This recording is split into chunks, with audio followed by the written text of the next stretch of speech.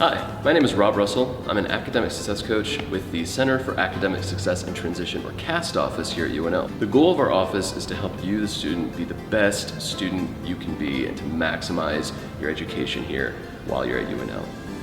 Today we're going to do that by talking about study groups. Study groups, we all know what they are, pretty easy, right? It's a lot more to them than you might think. If you're going to do study groups, do them right. You're learning so much new content at UNL, not just in a semester, but in a week, in a day.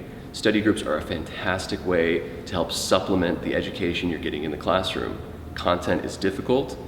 Having someone else in a group or multiple people where you can explain concepts to them, or they can explain concepts to you, where you can each bring different examples and interpretations of the content to make sure everybody is fully understanding the material, is a fantastic way to help make sure that you're really synthesizing the information you're taking in.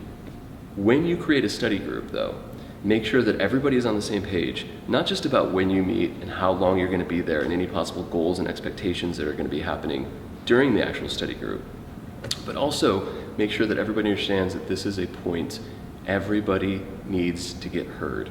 Too often, students come in to see us coaches and tell us that they're part of study groups, but they feel like they can't speak up and say they're behind, or they're learning at a slower pace, or they feel nervous about telling people to explain things to them. The only person that hurts in the end is you. And you have to remember that this is your education first and foremost.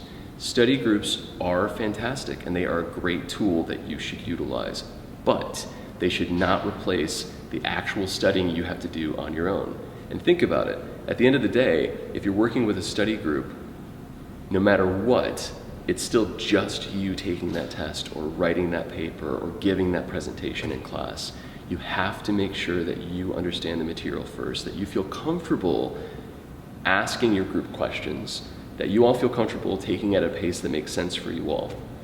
Study groups are also a really great way to help combat isolation.